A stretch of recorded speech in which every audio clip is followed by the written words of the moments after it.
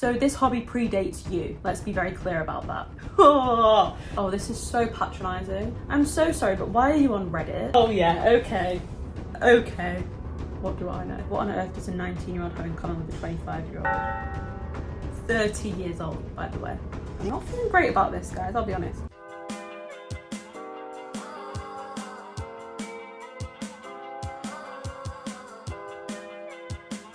Hello everyone, welcome to my little channel. A few weeks ago I posted a video reacting to crochet Reddit stories from the AITA subreddit, and I didn't include all of the stories that I reacted to in the video. So today's video is going to be my reaction to the rest of those stories. I hope you enjoy. Am I in the wrong for asking my girlfriend to stop knitting so much? Yes, probably yeah. My 30 male girlfriend, 27-year-old female, is really into knitting and has been long before we started dating 3 months ago. So this hobby predates you. Let's be very clear about that.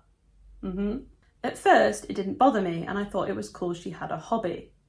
Oh, this is so patronising. But then I realised just how much she does it. Granted, she's not pulling out the knitting hook at dinner or anything, but it seems anytime we're watching TV together or just hanging out at her place, she's always working on some project. What is this hang-up people have with crocheting or knitting or any kind of craft? What is the problem with doing that whilst you're watching TV? If I'm not crocheting whilst I'm watching TV, then I'm going to be on my phone. I cannot just focus on one thing like that. And I think being on my phone is probably more distracting and more rude than just sitting and crochet. What do I know? She said she needs to keep her hands busy and it's like fidgeting for her. Yeah, same. But I severely doubt that she can be fully present. Okay, so now we're calling her a liar. You don't have to pay attention when you fidget, and she literally always jokes that she doesn't know how to count. Guilty! She claimed it's not all the time, but it's definitely more often than not. She argued that she can follow TV show plots just fine, but when I quizzed her on some details, she couldn't answer some of the questions. So I think my point stands. This person is severely irritating me. This is offensive, okay. Then she said, if it's an important conversation, I obviously put my work down, but I think we have different definitions of what important means. Then tell her. What? I'm so sorry, but why are you on Reddit asking about this? I also told her I'd like to be able to cuddle and physically interact with her during TV time. She said we can still cuddle, but it's literally not the same. I want her to be interested in me, not some pile of yarn. Okay, here's the issue. You just want all of her attention. And that's fine. But just say that. This might be petty, but I think I might feel better about it if she knitted things for me. Oh yeah, okay. But it always seems to be bags or clothes for herself or like random squares. She did make a pretty cute toy for my dog though. That was actually nice. I hate this man. 30 years old, by the way. Anyway, I sat her down the other day and told her my perspective, and instead of being willing to compromise, she told me that I'm the one that's not listening to her and essentially called me an a-hole. She's a great girl and I don't want to lose her over this, but also not sure what to do. The thing for me is, he makes some valid points about like wanting to cuddle or if it's an important conversation, and obviously I don't know the dynamic of the relationship. So if she is like refusing to ever cuddle or refusing to put it down during a genuinely important conversation, then that's valid, right? But I do not like the way he's speaking about her and speaking about her hobby. Just some of the phrasing is unsettling to me. Guys, I didn't even clock this, but someone has pointed out in the comments. He says pulling out the knitting hook and that she's making random squares. She's crocheting.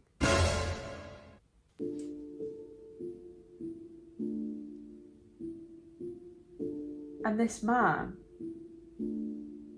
just called it knitting about 15 times. Such an attentive boyfriend. Yeah, someone here says, yeah, Mr. My girlfriend can't pay attention while she does her hobby, hasn't paid enough attention to what her hobby actually is. I wonder how many times she said, actually, it's crochet, not knitting, lol. For you to be going on this whole rant about how she's not paying enough attention to you and you don't even know what craft she's doing, who's the one not paying attention here? Seriously, who is it? Because I don't think it's her. you want all her attention on you whilst you're watching TV. I don't like this. I don't like this at all. Right, moving on.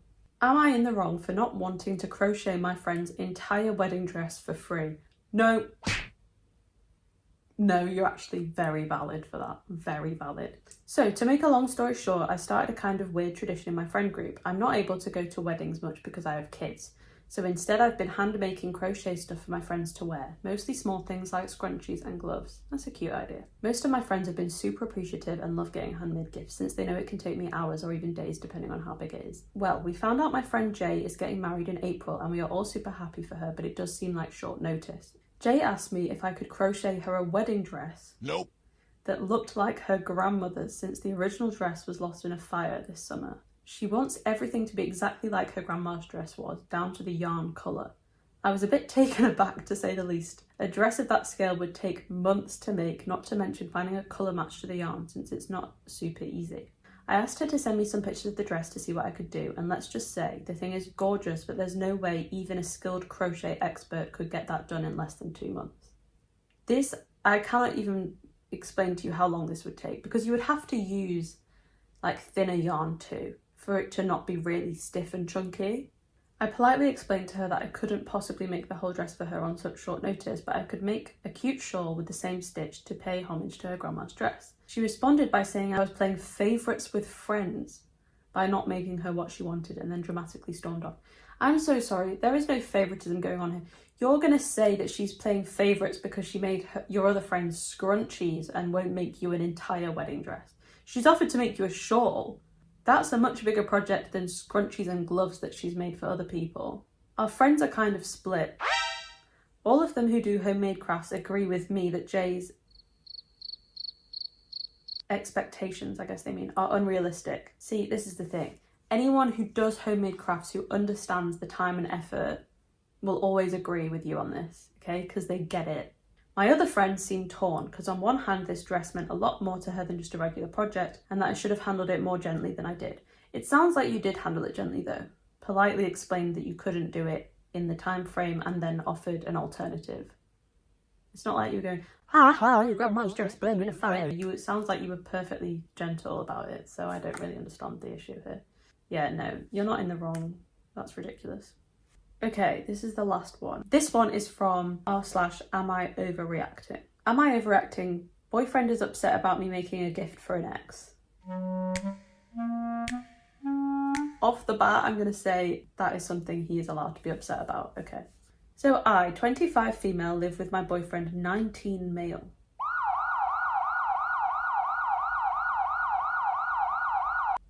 Okay, that's an interesting age gap.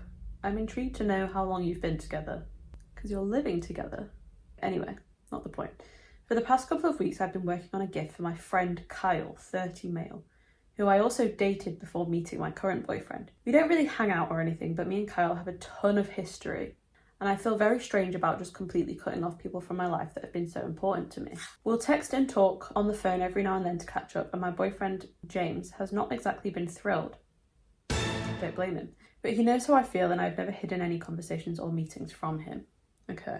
I'm not feeling great about this, guys, I'll be honest. So, Kyle's birthday was on Tuesday, and for the past couple of weeks I've been working on a birthday gift for him in my spare time. Pandas were sort of a meme for us in our relationship. So I've been making him a large crochet panda. Right, so now you're making something based on an inside joke from your relationship.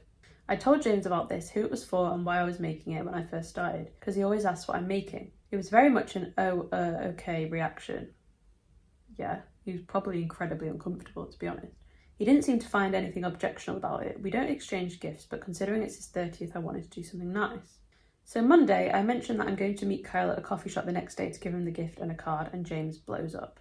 He says that it hurts him a lot for me to sit around making a birthday gift for an ex-boyfriend and that I've never made anything for him like that. Yikes! Other than being untrue, I made him several beanies that he still wears. Okay. I suppose maybe his point was like, you never made anything so kind of like sentimental, because obviously this panda is based on some sort of inside joke. I don't know. I was mostly just confused. I feel like I communicated pretty well and they had plenty of time and opportunity to just talk with me if it bothered him so much. Yes, It does sound like she did communicate what was going on to him, but I kind of imagine that he felt uncomfortable and didn't want to make a big deal out of it, because I've been in situations like that before, particularly when I was around like 19 and that kind of age. If it's like one of your first more serious relationships, it can be quite hard to like vocalize things that are making you uncomfortable because you don't want to make a big deal. And particularly, she is so much older than him. I know 6 years isn't a huge age gap, but between 19 and 25 really is, okay? I'm about to turn 25, and like me when I was 19 and me now, two different people. I think he probably didn't want to seem like he was being jealous or overreacting, and then it got to a point where he's like, no, actually I have to say something. I think that's probably what happened. It wasn't a huge fight or anything, and I gave Kyle his panda as planned, but it's been sort of an awkward couple of days. Yeah, I mean, I personally think it's very odd to be making that for an ex-boyfriend when you're living with a new partner. I mean, she said that, well, we have a ton of history. Yeah, someone said, what on earth does a 19-year-old have in common with a 25-year-old? The real question is, why are you dating a 19-year-old? Yeah, I agree. That's really standing out to me as an odd situation. If we imagine this scenario with the roles reversed, if this was a 25-year-old man dating a 19-year-old girl, and he then started making a heartfelt gift for an ex that was like a reminder of their relationship in this inside joke, I can't imagine she would feel great about it. And it feels like she's older than him, and there's a power dynamic going on here where she's trying to manipulate him. Yeah, don't like this one at all. Okay, that was the last one. I hope you guys enjoyed those extra stories. Please, if you've watched this far into the video, please subscribe, like, comment, share, all those fun things. They really, really help me out. Hopefully I will see you guys next week.